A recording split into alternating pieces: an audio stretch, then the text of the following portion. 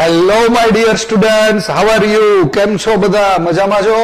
ફરી પાછું તમારું હાર્દિક સ્વાગત છે તમારી ફેવરિટ એવી YouTube channel physics with Samir Mehta માં. અને આપણે ભણી રહ્યા હતા ચેપ્ટર નંબર 5 નીટ માટે, ધોરણ 12 માટેનું the most IMP chapters. Okay, તો અત્યાર સુધી આપણે શું ભણ્યા પેલા એ વાતો કરી દઈએ. આપણે ભણ્યા સંપર્ક બળ એટલે શું? કોન્ટેક્ટમાં હોય એવા ફોર્સ. બરોબર. બીજું ભણ્યા સંપર્કમાં ન હોય એવા ફોર્સ. ક્ષેત્ર બળ યાદ કરો. ગુરુત્વાકર્ષી ક્ષેત્ર, ચુંબકીય ક્ષેત્ર, વિદ્યુત ક્ષેત્ર, એમાં લાગતા બળો, વિદ્યુતીય બળ, ચુંબકીય બળ. યાદ આવ્યું? યસ. પછી તમે ભણ્યા ન્યૂટનની ગતિનો. વચ્ચે તો ઘણું બધું ભણી ગયા, એરિસ્ટોટલના ખ્યાલો ભણ્યા, ગેલેલિયો, પણ એ બધી વાતો અત્યારે આપણે કરતા નથી.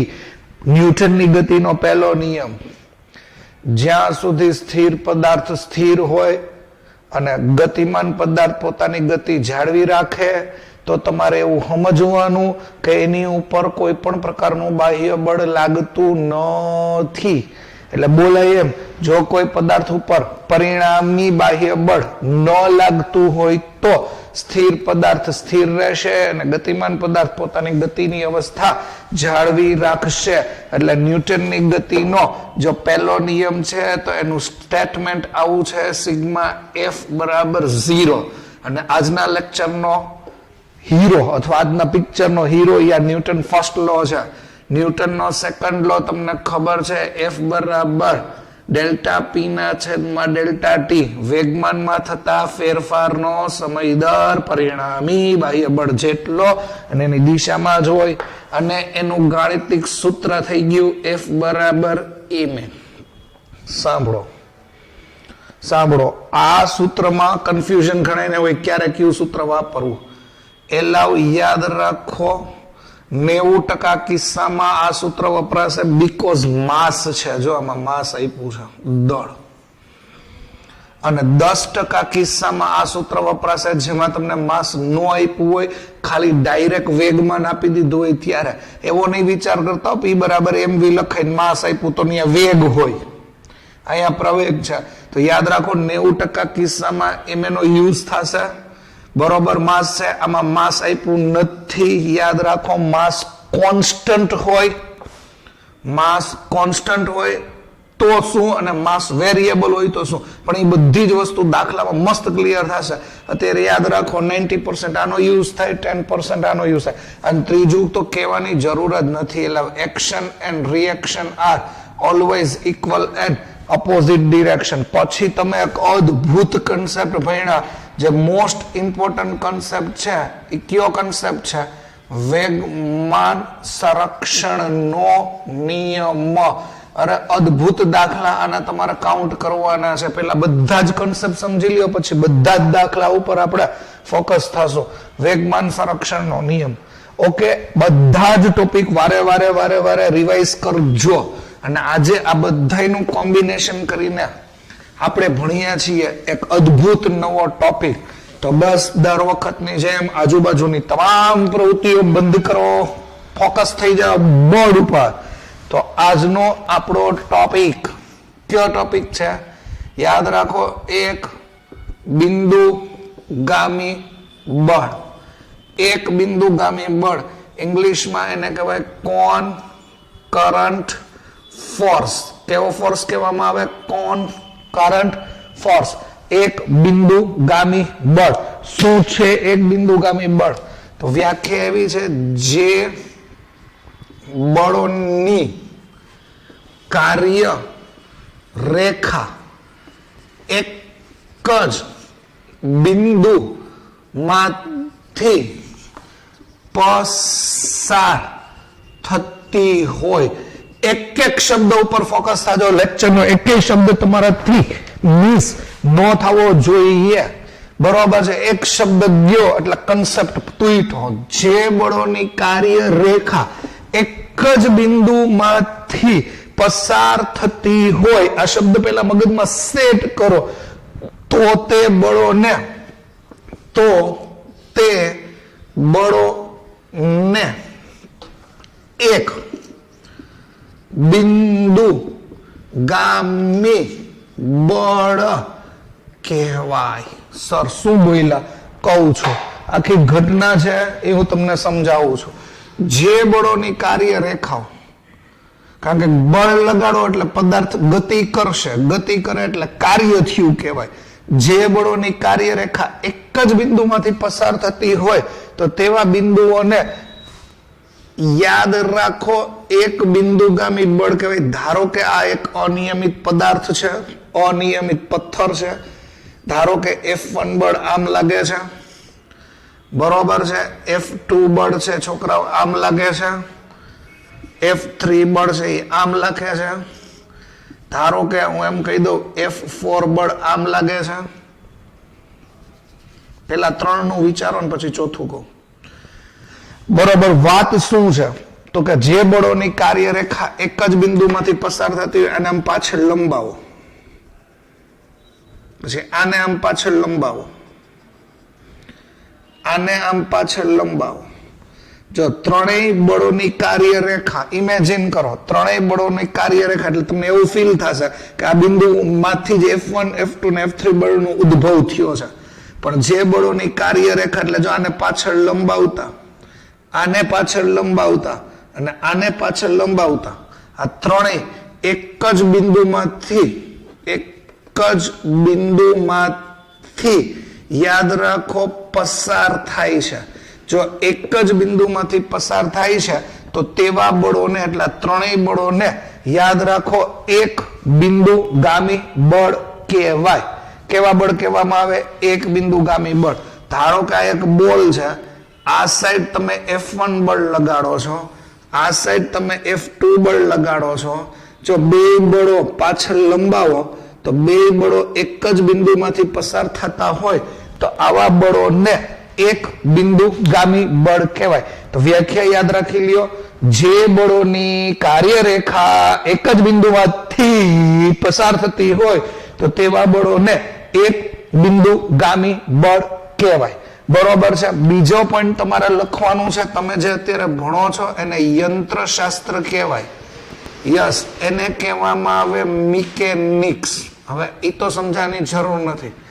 ઓકે, હવે તમને ફિઝિક્સમાં એવા વર્ડ્સ આપશે કે ભાઈ કોઈ પણ કણ છે એ સંતુલનમાં છે. કેમાં છે?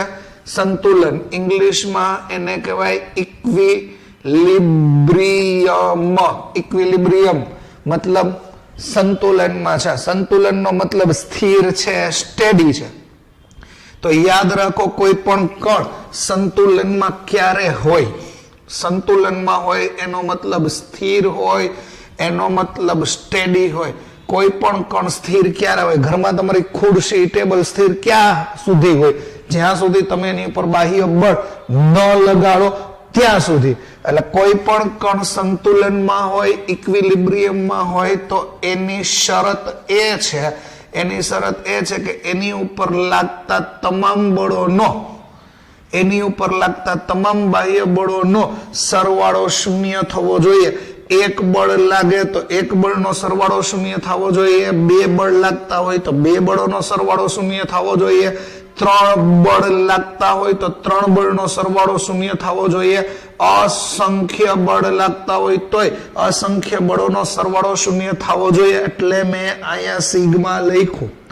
ઇન શોર્ટ, જો તમે ડીપ સમજતા હો, બરોબર છે, મારા હાથમાં ધારો કે આ એસી નું રિમોટ છે, આ આમને આમ છે, તો જ્યાં સુધી આની ઉપર હું બળ નહીં લગાડું ત્યાં સુધી સ્થિર જ રહેવાનું છે. મતલબ એની ઉપર લાગતા બળોનો સરવાળો શૂન્ય થવો જોઈએ. અને શૂન્ય થવો જોઈએ એટલે ન્યૂટનની ગતિનો આ પહેલો નિયમ છે. સી યાદ રાખજો. દાખલા માટેના મોસ્ટ ઇમ્પોર્ટન્ટ કન્સેપ્ટ ચાલુ છે, એક પણ વર્ડ મિસ નહીં કરતા.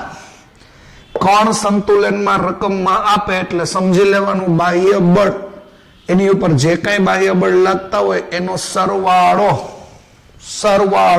શૂન્ય થાય. ધારો કે બે બાહ્ય બળ લાગતા હોય તો આમ લખાય F1 F2 બરાબર 0, તો આમ લખાય F1 બરાબર -F2.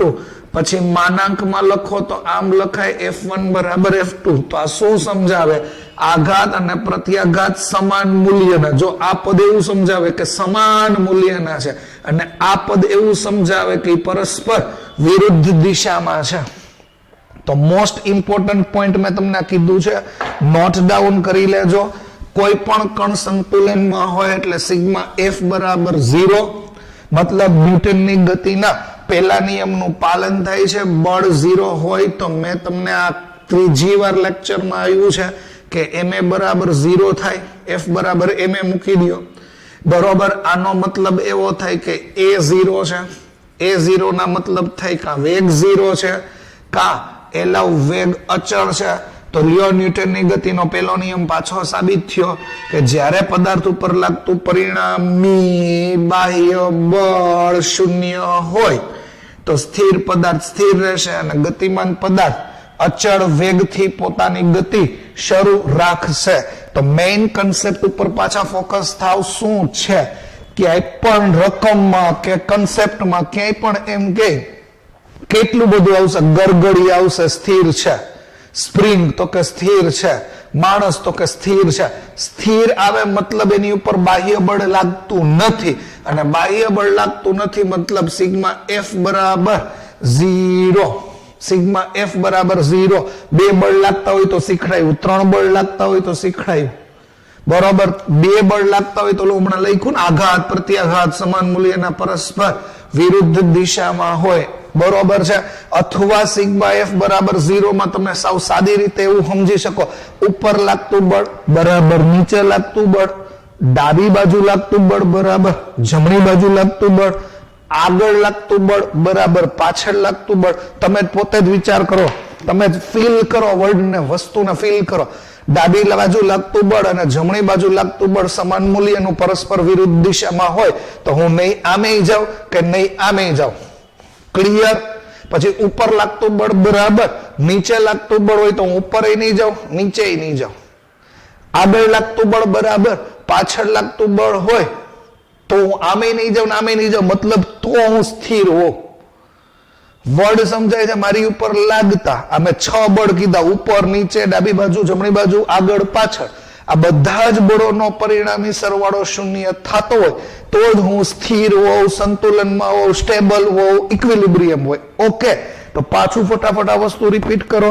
એક બિંદુગામી બળનો કન્સેપ્ટ ભણતા હતા, એમાં કણની સંતુલન સ્થિતિ ભણ્યા, એમાં ન્યૂટનના ગતિના પહેલા નિયમનું પાલન કર્યું અને પહેલા નિયમની અંદર તમે એવું કહી દીધું કે જો બાહ્ય બળ શૂન્ય હોય તો સ્થિર પદાર્થ છે એ સ્થિર રહેશે અને ગતિમાન પદાર્થ, યાદ રાખો, સ્થિર પદાર્થ છે બરોબર એ સ્થિર રહેશે અને ગતિમાન પદાર્થ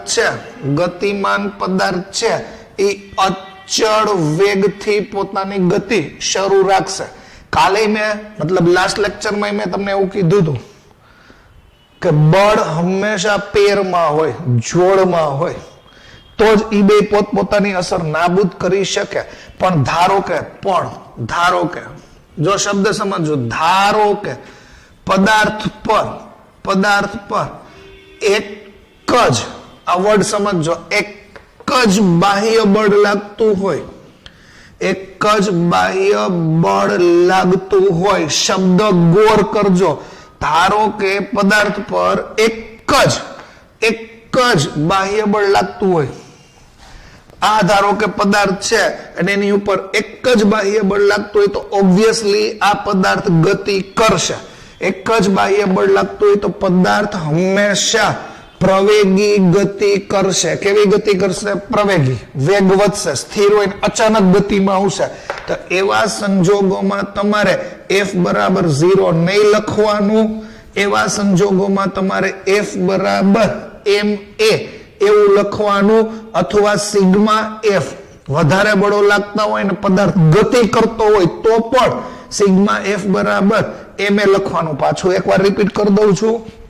ધારો કે પદાર્થ ઉપર એક જ બળ લાગતું હોય તો એ ગતિ કરશે. કેવી ગતિ કરશે? પ્રવેગી ગતિ. તો f બરાબર ma લખવાનું, 0 નહીં લખવાનું.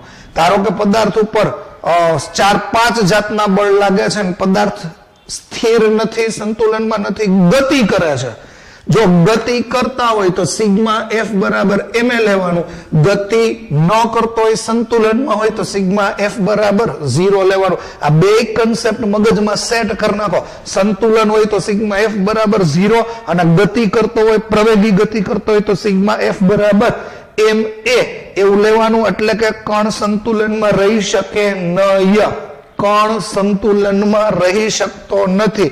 આ યાદ રાખજો, આ શરતનું પાલન કરો એટલે એવું થાય કે કણ સંતુલનમાં રહી શકે નહીં. ઓકે, એક્ઝામ્પલ લઈએ છીએ. આકૃતિ આઈ થિંક તમને એ આકૃતિ ખબર પડી ગઈ હશે. એક્ઝામ્પલ લઈએ છીએ. ધારો કે પદાર્થ ઉપર બે બળ લાગે છે.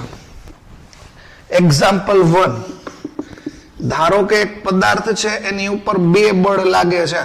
ધારો કે એક બળ F1 આમ લાગે છે, બીજું બળ F2 આમ લાગે છે. બે બળની કાર્યરેખા એક જ બિંદુમાંથી પસાર થાય છે અને બે બળોની અસર હેઠળ ધારો કે આ પદાર્થ સ્થિર છે. જો એ સ્થિર હોય તો આપણી શરત છે સિગ્મા F બરાબર 0. સિગ્મા F એટલે આ બે બળોનો સરવાળો, તો F1 અને F2 બરાબર 0 થઈ ગયું. તો તમે એને આમે લખી શકો F1 બરાબર -F2 એટલે ન્યૂટન ગતિનો ત્રીજો નિયમ સાબિત થયો. આઘાત પ્રત્યાઘાત સમાન મૂલ્યના અને પરસ્પર વિરુદ્ધ દિશામાં હોય છે. વિરુદ્ધ દિશાનું માઇનસ છે. મૂલ્ય જોતું હોય તો F1 બરાબર F2 લખી શકાય. આ તમારું મૂલ્ય માટે છે. હવે મારી વાત ધ્યાનથી સાંભળજો. દર વખતે દાખલામાં આટલા સ્ટેપ નહીં લખીએ તો આપણે શું લખશું? જો સ્થિર હોય તો સીધે સીધું આ સ્ટેપ લખશું. આ સ્ટેપ એટલે હું? તો કે જમણી બાજુ લાગતું બળ બરાબર ડાબી બાજુ લાગતું બળ.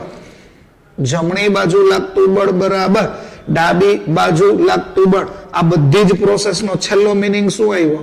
F1 બરાબર F2 એટલે આ સાઈડ લાગતું બળ બરાબર આ સાઈડ લાગતું બળ. પેલા આ વાત વિચારો.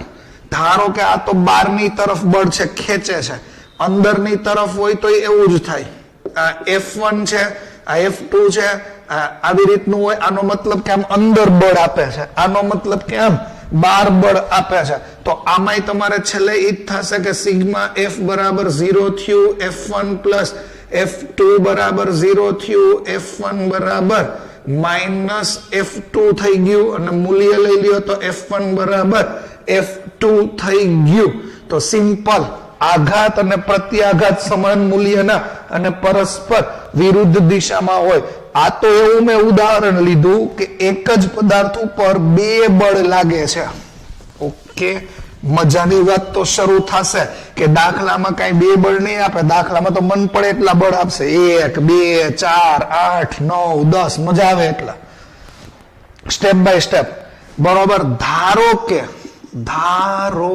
કે પદાર્થ પર 3 બાહ્ય બળ લાગતા હોય. 3 બાહ્ય બળ લાગે છે. 3 બાહ્ય બળ એટલે ક્યાં? તો કે F1, F2 અને F3. ભલે ને આપણી શરત ભૂલવાની નહીં. જો પદાર્થ સ્થિર હોય, મારી વાત સમજો ધ્યાનથી, જો પદાર્થ સ્થિર સંતુલનમાં હોય તો સિગ્મા F બરાબર 0 લેવાનું, F1 પ્લસ F2 પ્લસ આ F3 બરાબર 0 લેવાનું. એક ધારો કે F1 પ્લસ F2 ને આમ રાખો તો આ તમારું થઈ ગયું -F3 અને આમ લઈ ગયા. એનો મતલબ આનું ગુજરાતી કરો. આ સમગ્ર આઘાત છે, આ એનો પ્રત્યાઘાત છે. આઘાત પ્રત્યાઘાત સમાન મૂલ્યના અને પરસ્પર વિરુદ્ધ દિશામાં હોય.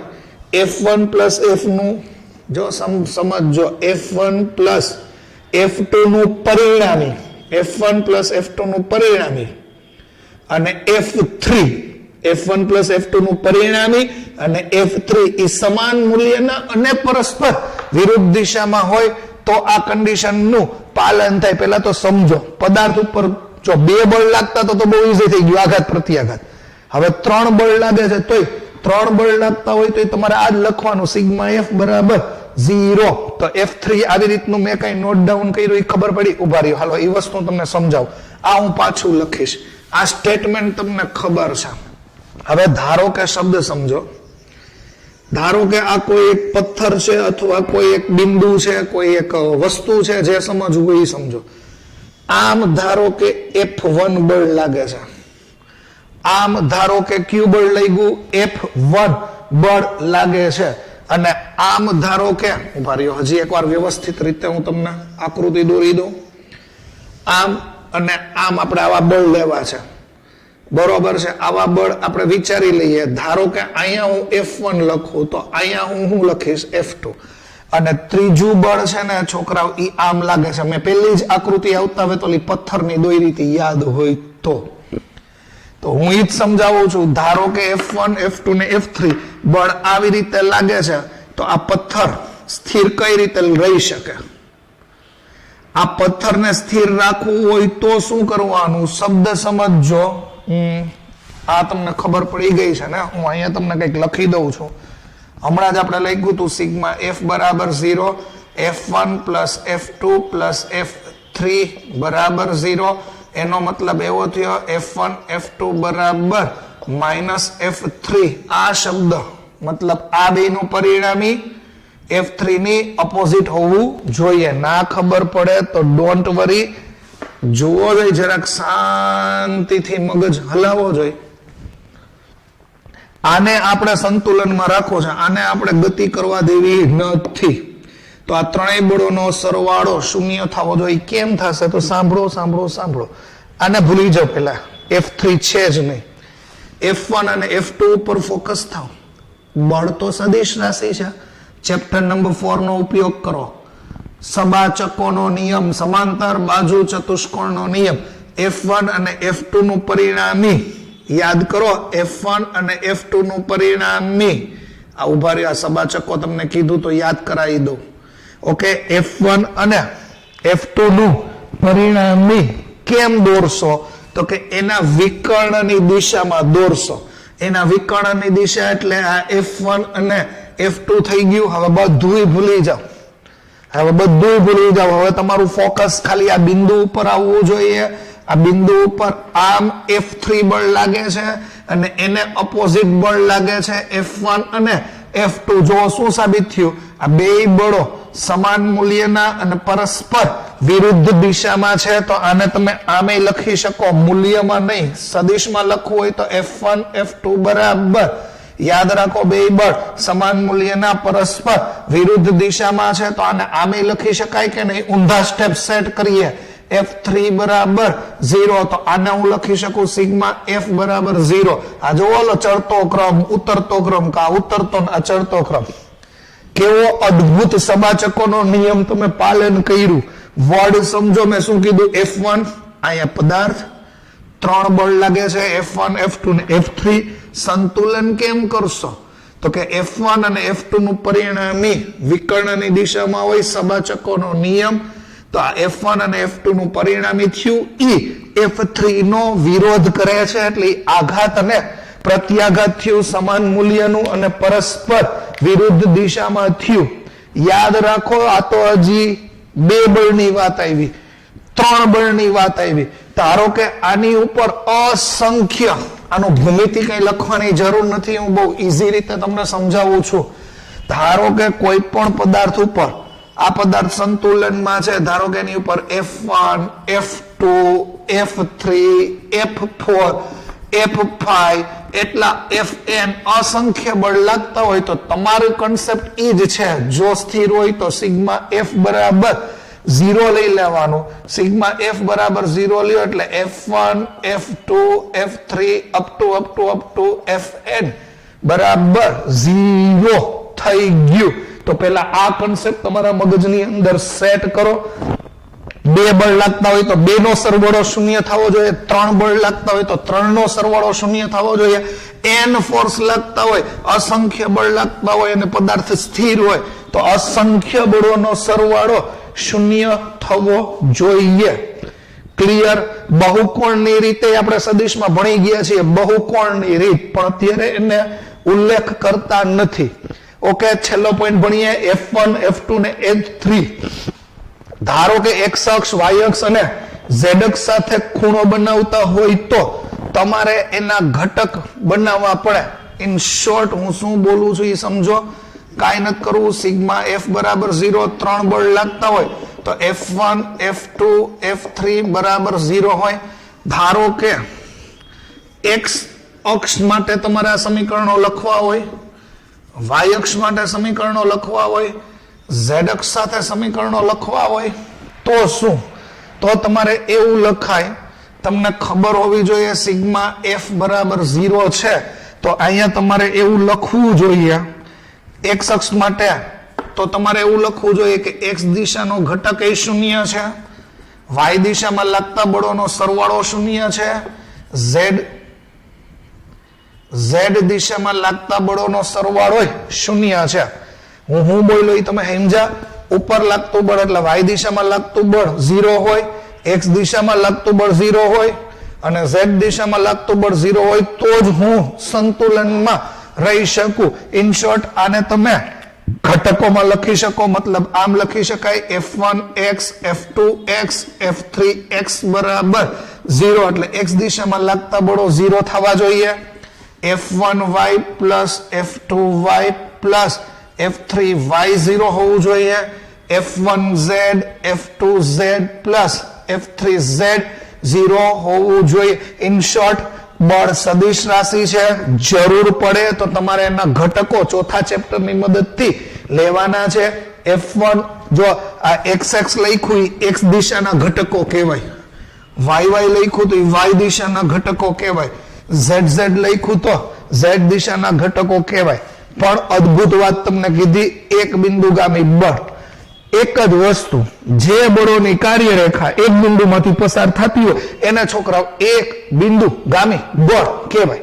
એમાંય જો પદાર્થ સંતુલનમાં હોય તો સિગ્મા f બરાબર 0, પછી ગમે એટલા બળ લાગતા હોય. ઓકે, અને જો પદાર્થ ઉપર એક જ બળ લાગતું હોય અને ગતિ કરતો હોય તો સિગ્મા f બરાબર ma લેવાનું. આ જ ma ને આપણે આગળ જતા આભાસી બળ, સ્યુડો ફોર્સ એવું કહેવાના છીએ. But weight and watch. પહેલા તો આટલો કન્સેપ્ટ ક્લિયર કરો. મેં તમને શું કીધું એ વાતને ધ્યાનથી વિચારો, કન્સેપ્ટ ગ્રહણ કરો, ગોખવાની ટ્રાય નહીં કરતા. મોસ્ટ ઇમ્પોર્ટન્ટ પોઈન્ટ છે. ઓકે, તો ફટાફટ પહેલા આટલી વસ્તુ નોટ ડાઉન કરી લ્યો, પછી આપણે આગળ મૂવ થઈએ. ઓકે, તો જો જરાક બહુ ઇમ્પોર્ટન્ટ પોઈન્ટ કહું છું, દાખલા માટેના અગત્યના પોઈન્ટ. યંત્રશાસ્ત્રમાં, મતલબ આ ચેપ્ટર તમે જે કાંઈ ભણો છો યંત્રશાસ્ત્રમાં કેટલા બળો તમારે ભણવાના છે, એટલે યંત્રશાસ્ત્રમાં રહેલા બળોની માહિતી, મતલબ આ ચેપ્ટરમાં તમને આવા ટાઈપ્સના બળો ભણવાના છે. સંપર્ક બળ છે, પછી નોન કોન્ટેક્ટ ફોર્સ છે, એ તો છે જ, પણ યંત્રશાસ્ત્રમાં લાગતા બળ તમારે ભણવાના છે. એમાં પહેલા વહેલું બળ તમારે ભણવાનું છે વજન બળ. ઇંગ્લિશમાં એને વેઇટ કહેવાય અને એનું સૂત્ર છે W બરાબર mg. વજન બળ પતી જાય પછી તમારે એક બળ ભણવાનું છે, એને કહેવાનું છે સંપર્ક બળ, કોન્ટેક્ટ ફોર્સ, કેપિટલ R વડે દર્શાવાય. એમાં તમારે ભણવાનું આવશે લંબ બળ, અથવા એને કહેવાય લંબ પ્રતિક્રિયા બળ. બરોબર, એને કહેવાય નોર્મલ ફોર્સ. નોર્મલ એટલે સામાન્ય નહીં, લંબ લાગતું બળ, નામ જ છે લંબ બળ. એને કેપિટલ N વડે દર્શાવવાનું. આ બધી બળની માહિતી હમણાં હું તમને કહું જ છું. પછી તમારા મોસ્ટ ઇમ્પોર્ટન્ટ ટોપિક ભણવાનો છે ઘર્ષણ બળ. ઇંગ્લિશમાં એને કહેવાનું ફ્રિક્શન, એટલે એને F વડે દર્શાવવાનું છે. હજી તમારે ભણવાનું છે સ્પ્રિંગમાં ઉદ્ભવતું પુનઃ સ્થાપક બળ. ઇંગ્લિશમાં રિસ્ટોરિંગ ફોર્સ આવું કહેવાય. બરોબર, એનું સૂત્ર તમારે યાદ રાખવાનું છે, એ સમજાવીશ ત્યારે. F બરાબર -kx. પછી તમને રકમમાં દોરી આપી હોય તો દોરીમાં હંમેશા ઉદ્ભવતું બળ હોય એને તણાવ બળ કહેવાય. તણાવને ઇંગ્લિશમાં ટેન્શન ફોર્સ કહેવાય. તણાવ બળને T વડે દર્શાવાય. એનું સૂત્ર હમણાં શીખડાવું છું.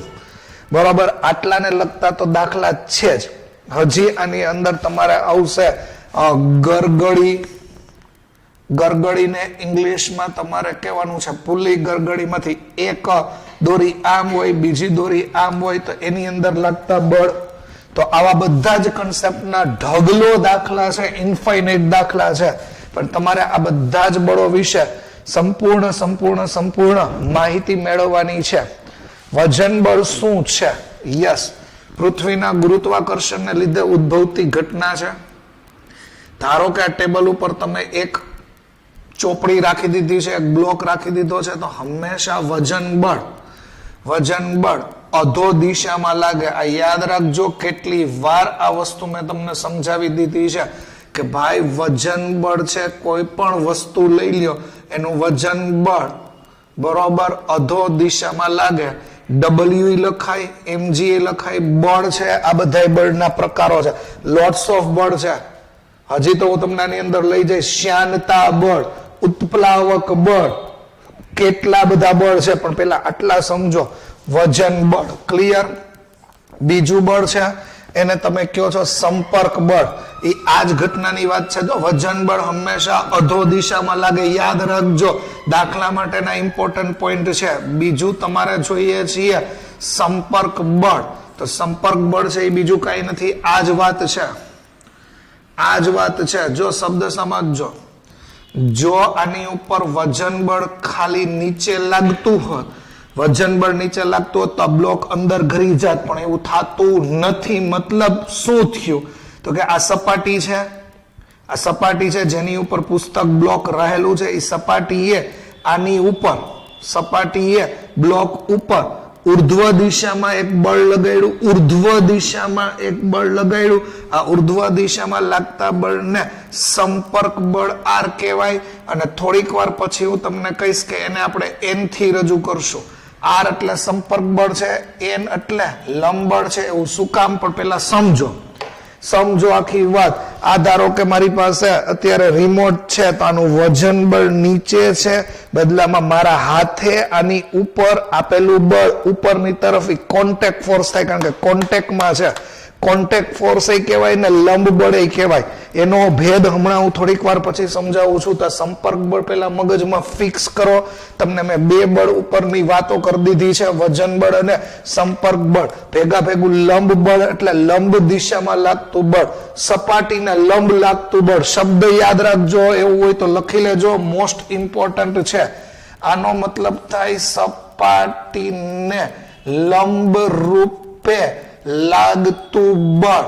એલાવ ચેર હોય, ચેર યાદ કરો, આ ચેર હોય, વ્યક્તિ આવી રીતે આની ઉપર બેઠો હોય તો આ જુઓ, આ એનો પાછળનો જે ટેકો હોય બરોબર, એને તમે લંબ બળની દિશા કહી શકો. આ યાદ રાખજો, લંબ બળ હંમેશા સપાટીને લંબ હોય.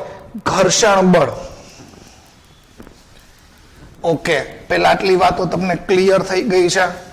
તો હું તમને અત્યારે આ થર્ડ પોઈન્ટ ઉપર લઈ જાઉં છું. આમ તો એ ચોથું બળ છે, એ બળ છે ઘર્ષણ બળ. ઇંગ્લિશમાં કહેવામાં આવે ફ્રિક્શન. જ્યારે કોઈ પદાર્થ ગતિ કરતો હોય ને ત્યારે જ ઘર્ષણ બળ લાગે. જો આ પદાર્થ ગતિ ન કરતો હોય તો એની ઉપર ઘર્ષણ બળ ન લાગે. તમે સ્થિર ઉભા હો તો ઘર્ષણ બળ લાગતું નથી. તમે ગતિ કરશો તો યાદ રાખજો, ગતિ કરશો તો ગતિની વિરુદ્ધ દિશામાં ત્રીજી વાર ગતિની વિરુદ્ધ દિશામાં ઘર્ષણ બળ લાગશે. અને ઘર્ષણ બળ હંમેશા સપાટીને સમાંતર હોય. સ્થિર પદાર્થ ઉપર ઘર્ષણ બળ લાગતું નથી.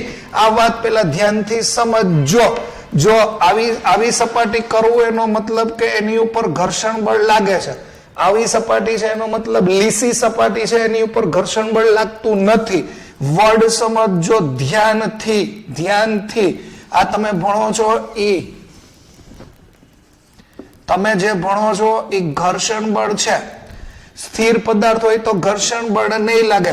ધારો કે તમે બાહ્ય બળ આમ લગાડ્યું તો યાદ રાખો ગતિની વિરુદ્ધ દિશામાં તમને ઘર્ષણ બળ લાગશે. ગતિની વિરુદ્ધ દિશામાં ઘર્ષણ બળ લાગશે.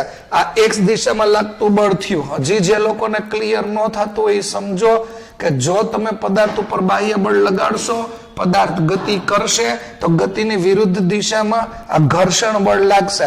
નીચે તરફ તો mg એટલે વજન બળ હોય અને એનું સંતુલન ઉપર r અથવા લંબ બળ કરતું હોય તો જો આ બધાને એક બિંદુગામી બળ કહેવાય. આજનો ટોપિક ઘર્ષણ બળ. યાદ રાખજો, ઘર્ષણ બળ ગતિ કરતા પદાર્થની વિરુદ્ધ દિશામાં લાગે. આ યાદ રાખજો, વિરુદ્ધ દિશામાં લાગે ને ઓલવાઇઝ સપાટીને સમાંતર લાગે. સપાટીને સમાંતર. આ જમીન છે, તમે હાલતા હો તો સપાટીને સમાંતર જ ઘર્ષણ બળ લાગશે. સપાટીને સમાંતર. સુરેખા હોય તો, સીધી રેખા હોય તો. ખાસ ધ્યાન રાખજો. હવે વાત આવે છે સ્પ્રિંગમાં ઉદ્ભવતું પુનઃસ્થાપક બળ. કેની વાત આવે છે? ચોથો પોઈન્ટ. સ્પ્રિંગમાં ઉદ્ભવતું પુનઃસ્થાપક બળ. ઓકે, પુનઃસ્થાપક બળ છે એ હંમેશા, આ હમણાં કહું છું છોકરાઓ, 2 મિનિટ. પુનઃસ્થાપક બળ છે એ હમણાં બધું સમજાવું છું, પેલા આ યાદ રાખો.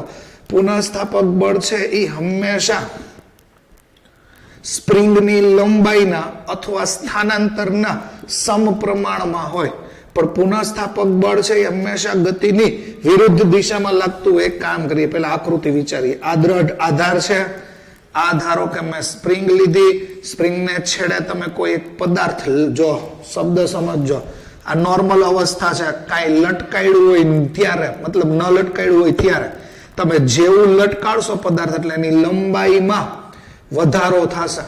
આ ધારો કે મેં નીચે એક બ્લોક લટકાડી દીધો છે. આ બ્લોક લટકાડી દીધો છે તો બ્લોકનું વજન બળ mg હોય.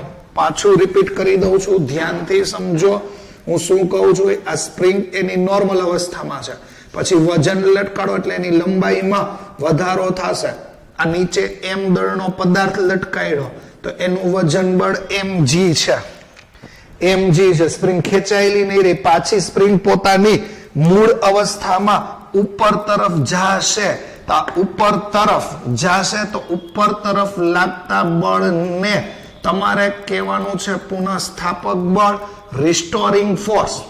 પુનઃસ્થાપક બળ, રિસ્ટોરિંગ ફોર્સ. હવે જો ધ્યાનથી સમજજો, પુનઃસ્થાપક બળ કેમ હોય? તો પુનઃસ્થાપક બળ છે એ હંમેશા સ્પ્રિંગની લંબાઈને તમે x કહી દો તો યાલે લંબાઈના સમપ્રમાણમાં અને એની વિરુદ્ધ દિશામાં હોય.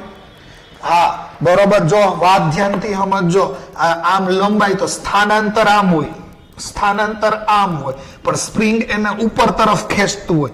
બ્લોક નીચે જતો હોય ને ત્યારે સ્પ્રિંગ ઉપર તરફ બળ લગાડતું હોય. હજી ત્રીજી વાર તમે વિચારજો, તમે બ્લોકને ખેંચો, બ્લોકનું સ્થાનાંતર નીચે તરફ થયું પણ મૂકી દો ત્યારે બળ ઉપર તરફ લાગતું હોય તો બળ અને સ્થાનાંતર પરસ્પર વિરુદ્ધ દિશામાં હોય. એટલે આવું છે. ચલની નિશાની દૂર કરો એટલે અચળાંકમાં કે લેવાનું છે અને કે ને કહેવાય સ્પ્રિંગનો બળ અચળાંક.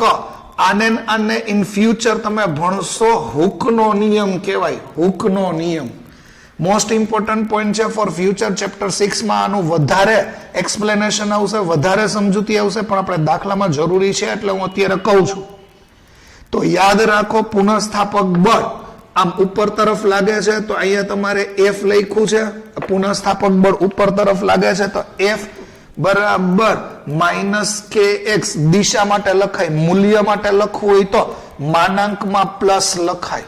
તો આ યાદ રાખજો. સ્પ્રિંગ હોય તો પુનઃસ્થાપક બળ આવશે, સ્પ્રિંગ હોય તો ક્યુ બળ આવશે? પુનઃસ્થાપક બળ. ઓકે, આ વાત એક ક્લિયર થઈ ગઈ છે. અને પછી આવ્યું છે તમારા માટેનું આજનું અગત્યનો એક મુદ્દો, અને એ અગત્યનો મુદ્દો છે એ 5મો મુદ્દો છે દોરીમાં ઉદ્ભવતું તણાવ બળ. આ સ્પ્રિંગની જગ્યાએ ધારો કે તમે દોરી બાંધી દીધી છે. જો સાંભળજો, સ્પ્રિંગની જગ્યાએ તમે દોરી બાંધી દીધી છે અને દોરીમાં તમે નીચે પદાર્થ લટકાડી દીધો છે તો પદાર્થનું વજન બળ mg હોય. પદાર્થનું વજન બળ શું હોય? mg નીચે તરફ. તો ઉપરની તરફ હંમેશા ઉપરની તરફ એટલે આધાર તરફ હંમેશા દોરીમાં ખેંચાણ ઉત્પન્ન થાય. ઓબ્વિયસલી તમે વિચારો વજન વધારતા જાઓ તો દોરી તૂટશે. દોરી ખેંચાતી હોય તો દોરીની અંદર ઉદ્ભવતું બળ એને કહેવાય ટેન્શન ફોર્સ, તણાવ બળ.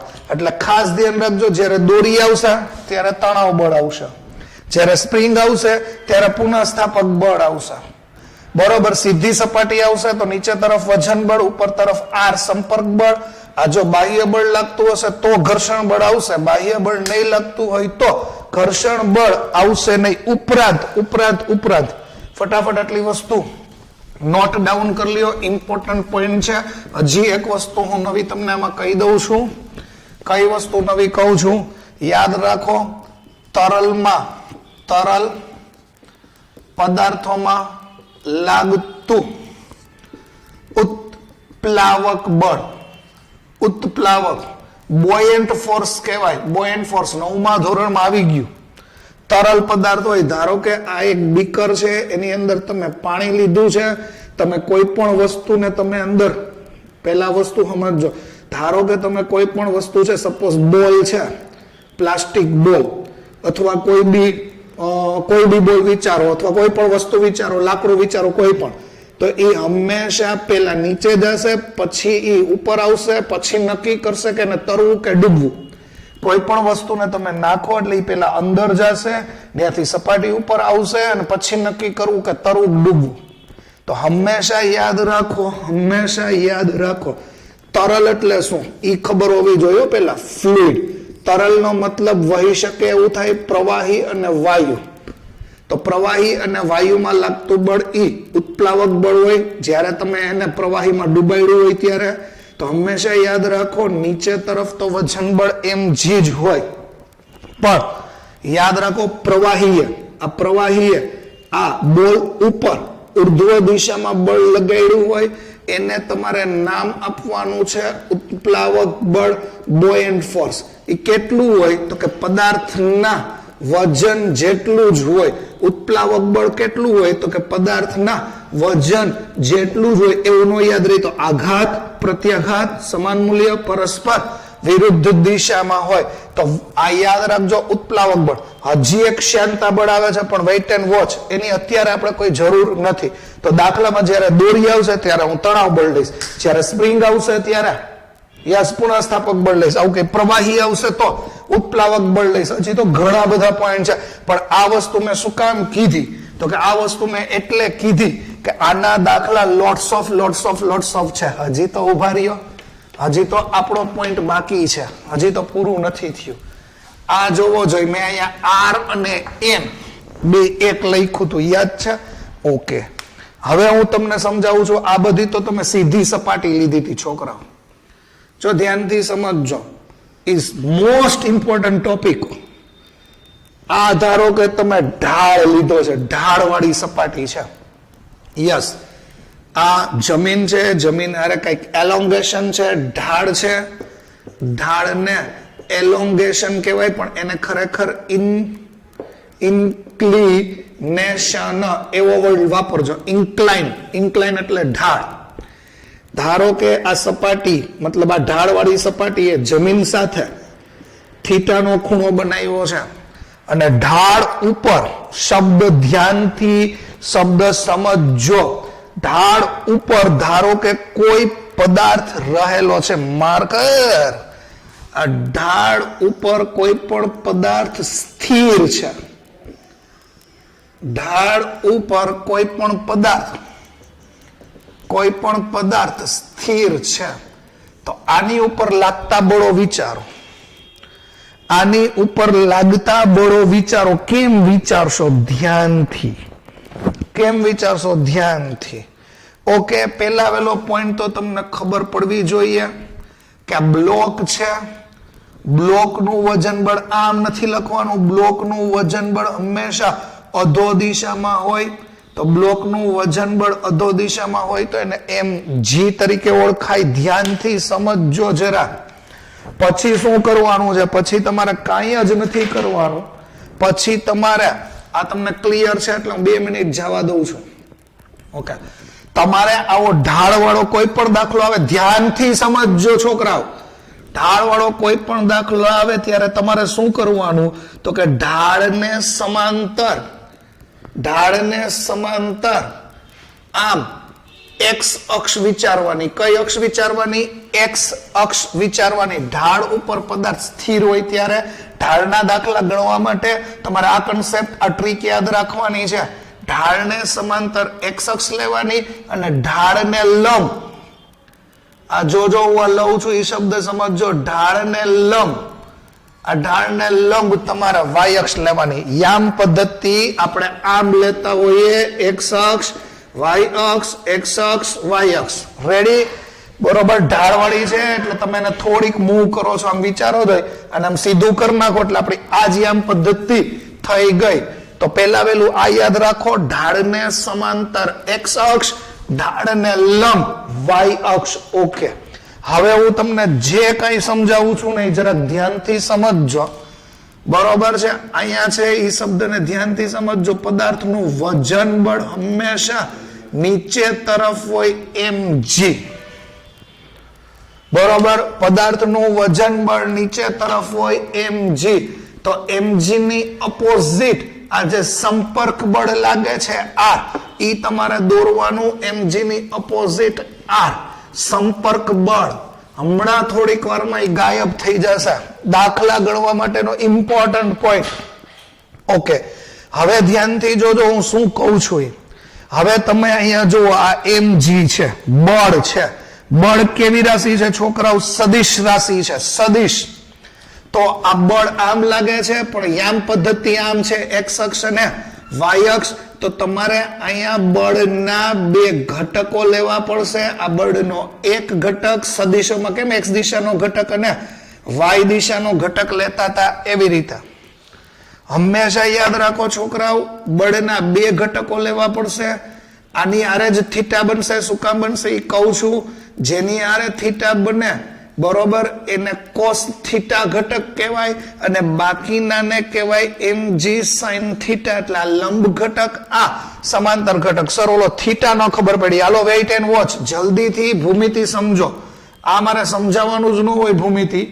આ થીટા છે, અહીંયા તમારો ઓલો બ્લોક હતો, આ તમારું વજન બળ mg છે, એને હું અહીંયા અડાડી દઉં નીચે, હાવ ત્રિકોણને અડાડી દઉં તો જોવો જોઈએ આ ત્રિકોણ થયો, કાટકોણ ત્રિકોણ. અને આ તમારી ઓલી કઈ અક્ષ છે? આ કઈ અક્ષ છે? યસ, એ તમારી વાય અક્ષ છે. ઓકે, હવે જો આ થીટા થયું તો આ કેટલું થયું? આ કેટલું થયું? 90. આ તો પાડો એ લાવ 90. તો આટલો ખૂણો શું થયો? આટલો ખૂણો થયો 90 માઇનસ થીટા. ઓબ્વિયસલી ખબર પડે છે. હજી એક વાર કહું છું શું કર્યું. આ થીટા, આ 90. તો આટલો ખૂણો છે એ 90 માઇનસ થીટા થાય, મતલબ આ ખૂણો છે એ 90 માઇનસ થીટા એવું થયું. આ ટપ્પો પડ્યો. હવે વડ સમજો, અહીંયા તમારી આ એક્સ અક્ષ હોય, આ તમારી વાય અક્ષ હોય. આ ટપ્પો પડ્યો 90 માઇનસ થીટા. હવે આ તો જો લંબ બળ છે, આ વડ સમજો, આ લંબ બળ છે. આખો ઘટનાક્રમ ધ્યાનથી વિચારજો. આખો ઘટનાક્રમ ધ્યાનથી વિચારજો. હજી તમને જો આમ આઈડિયા નો આવતો હોય તો તમને એવું સમજાવી શકું. આ થીટા છે, અહીંયા લંબાવો એટલે 90 થયું.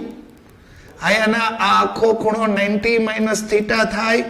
આ 90 હોય, આ 90 હોય, 90 માંથી 90 માઇનસ થીટા બાદ કરો એટલે આટલો ખૂણો તમારો થીટા આવે. આ વર્ડ ધ્યાનથી સમજો.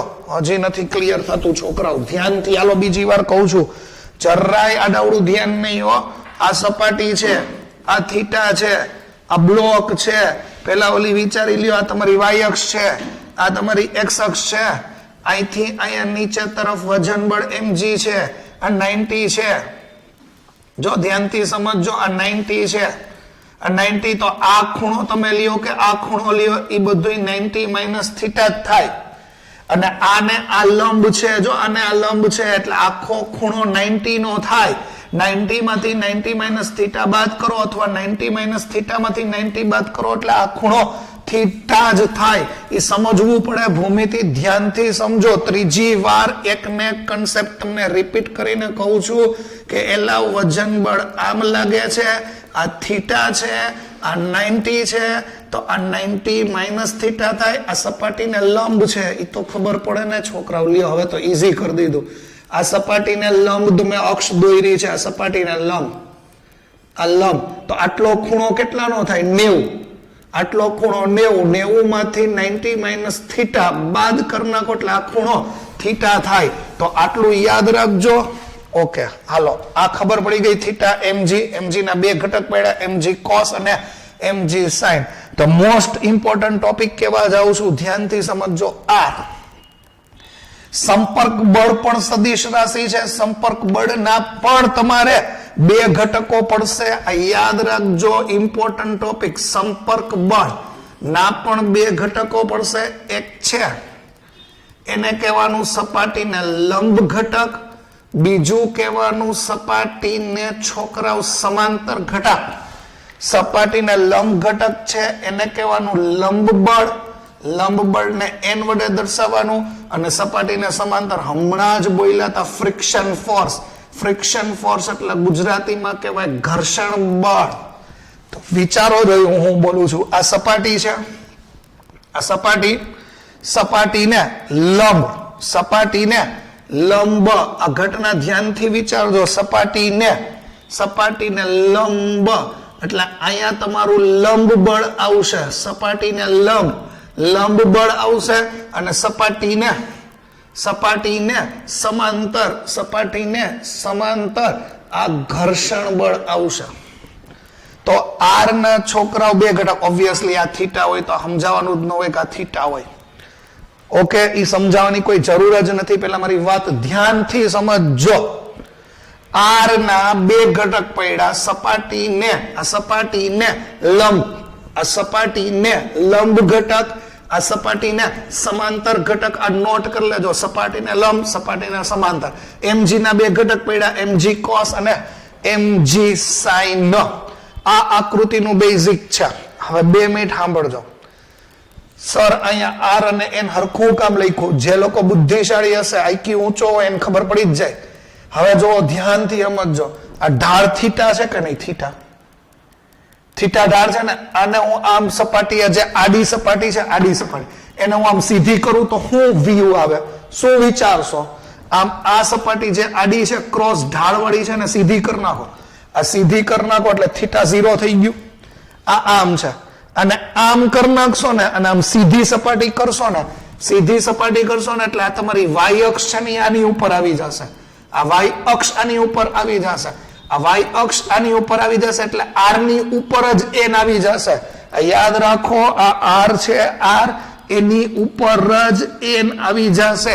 એટલે હવે પછી કોઈ આર ને ગણવાનું નથી. હવે પછી સીધું ક્યુ બળ ગણવાનું છે, લંબ બળ. હજી ફીલ નું આવ્યું છોકરા? હું શું કહી દઉં કે આ જે સપાટી ક્રોસ છે એને સીધી કરો તો આ પદાર્થ જે આડો છે એ આમ સીધો થઈ જશે. તો આ જે કઈ એક્સ અક્ષ છે એ તમારી આમ સીધી થઈ જશે, વાય અક્ષ સીધી થઈ જશે. હવે એક્સ અક્ષ સીધી થઈ જાય, તો એન છે એ આર ની ઉપર આવી જાય. એટલે આર દેખાતું નથી. એટલે સીધી સપાટીમાં તમે આર લખો કે એન લખો, બે એક જ. પણ ઢાળવાળી સપાટીમાં આર અને એન અલગ છે. પિક્ચરનો મેઇન હીરો સંપર્ક બળ છે. એના બે ઘટક છે, સપાટીને લંબ, સપાટીને સમાંતર. લંબ બળ કહેવાય, ઘર્ષણ બળ કહેવાય. આ એનો પોઈન્ટ છે. હવે શું? એલા વર્ડ સમજો. પદાર્થ છે ને છોકરાઓ સ્થિર છે, મતલબ એની ઉપર જે કાંઈ બાહ્ય બળ લાગે છે, બરોબર, જે કાંઈ બાહ્ય બળ લાગે છે એનું સમેશન 0 છે. મતલબ તમારે અહીંયા શું કરવાનું છે? જો હું લોંગ રીત પેલા કહું છું. આનો મતલબ એવો થાય, એક્સ દિશામાં લાગતા બળોનો સરવાળો 0, વાય દિશામાં લાગતા બળોનો સરવાળો 0. આમાં ઝેડ અક્ષ નથી એટલે આપણે લેતા નથી. હવે એક્સ દિશામાં ક્યાં બળ લાગે છે ને એ જો. એક્સ દિશામાં લાગતું બળ એક આ એફ છે, બીજું mg sin થીટા છે. આ દેખાય છે? એફ અને કોણ છે? mg sin theta. એમાં યામ પદ્ધતિ વિચારજો. હું હજી ઇઝી ટ્રીક આપું છું. પેલા થિયરીનો હાર્ડ સમજો, ફિઝિક્સ શું છે એ સમજો. સિગ્મા એફ પદાર્થ સ્થિર છે, મતલબ લાગતું બાહ્ય બળ શૂન્ય છે. પેલા એક્સ દિશાના બળ વિચારો. તો એક્સ દિશામાં લાગતું બળ, એમાં ધન એક્સ માં કયું બળ લાગે છે? ધન એક્સ માં લાગતું બળ છે એ ઘર્ષણ બળ છે, તો તમે એફ લખ્યું. ઋણમાં લાગતું બળ કયું છે? mg sin થીટા ઋણમાં લાગે છે, ઓપોઝિટ છે એટલે હું લખું છું mg sin થીટા બરાબર 0. અને આને ઓલી સાઈડ લઈ જાઓ એટલે f બરાબર mg sin થીટા થઈ જાય. આને કહી દો સમીકરણ નંબર 1. આ ફિઝિક્સ નો વ્યૂ છે, આ ફિઝિક્સ નો ફીલ છે. બાકી ગોખણ પટ્ટીમાં સીધી ડાયરેક્ટ ટ્રીક એવી છે, ડાબી બાજુ લાગતું બળ બરાબર જમણી બાજુ લાગતું બળ. ડાબી બાજુ લાગતું બળ F હોય તો જમણી બાજુ લાગતું બળ ઈ બે તમારે સરખાવી દેવાના, તો ઈ જ મિનિંગ થયો. હવે સિગ્મા y બરાબર 0, તો y દિશામાં લાગતા બળોનો સરવાળો વિચારો. તો જો ધન y માં n લંબ બળ લાગે છે, એને અપોઝિટ વિરુદ્ધ દિશામાં mg cos થીટા લાગે છે બરાબર 0. અને ઓલી સાઈડ લઈ જાવ તો આ થઈ ગયું n બરાબર mg cos થીટા, આને કહેવાય ઇક્વેશન 2. આવું ના લખવું હોય તો સીધું મેં તમને શીખડાવ્યું છે, આ ન લખવું હોય તો ટ્રીક જ સીધી. સ્થિર હોય ત્યારે હંમેશા ઉપર લાગતું બળ બરાબર નીચે લાગતું બળ, ઉપર લાગતું બળ બરાબર નીચે લાગતું બળ, ડાબી બાજુનું બળ બરાબર જમણી બાજુનું બળ. લ્યો, આ ડાયરેક્ટ લખી શકાય, વિથ સ્ટેપ લખી શકાય, પણ સ્ટેપ લખવાનો ટાઈમ આપણી પાસે પેપરમાં હશે નહીં. સો ડાયરેક્ટલી ફોલો. જ્યારે પદાર્થ સ્થિર હોય ત્યારે ડાબી બાજુનું બળ બરાબર જમણી બાજુનું બળ, ઉપર લાગતું બળ બરાબર નીચે લાગતું બળ. ક્લિયર? That's all. તો એક્સ દિશાનું સમીકરણ મળ્યું, વાય દિશાનું સમીકરણ મળ્યું. બેયનો તમે ગુણોત્તર લઈ લ્યો, બેયનો ગુણોત્તર, આ બે સમીકરણનો ગુણોત્તર લઈ લીધો તો આ mg કટ થઈ ગયું. તો f બાય n બરાબર tan થીટા થયું. તો આ tan થીટાનું સૂત્ર ઘર્ષણ બળના છેદમાં લંબ બળ થયું. tan થીટાનું સૂત્ર ઘર્ષણ બળના છેદમાં લંબ બળ. જો તમને ઘર્ષણ બળ ખબર હોય, લંબ બળ ખબર હોય, તો તમે ઢાળનો ખૂણો મતલબ કેટલો એંગલ એ ઢાળ છે, સ્લોપ એંગલ, આ તમને ક્લિયર થયું. પહેલા તો આ નોટ કરી લેજો. હવે અહીંયા જોવો જરાક નવી વસ્તુ. સંપર્ક બળના કેટલા પ્રકારો પડ્યા હતા? તો કે 2. અહીંયા તમે વિચારો જોઈ, જો ધ્યાનથી તમે વસ્તુને વિચારશો તો જો આ સપાટીને સમાંતર આ f છે, આ સપાટીને લંબ આ n છે, અને આ તમારું મેઇન સંપર્ક બળ r છે. અહીંયા બનતો ખૂણો થીટા છે. That's all. આ તમારું સદિશનું સબાચકો થઈ ગયું. જો તમને ખબર હોય તો આ વિકર્ણ છે, તો સી તમે આમ લખી શકો r is equal to n plus f. અને મૂલ્ય જોતું હોય તો તમે આમ પણ લખી શકો n square plus f square. આ હું તમારી ઉપર મૂકું છું. સો ધ મોસ્ટ ઇમ્પોર્ટન્ટ ટોપિક છોકરાઓ પૂરો થઈ ગયો છે. આ વસ્તુને ગમે એટલી વાર 5 વાર 10 વાર લખીને લર્ન કરો. The most important topic. જો આ ટોપિક ગયો તો દાખલા ચેપ્ટર 5 ઓવર. તો ફરી પાછું આપણે નવા લેક્ચરમાં મળીએ છીએ. ત્યાં સુધી good bye. Thank you very much.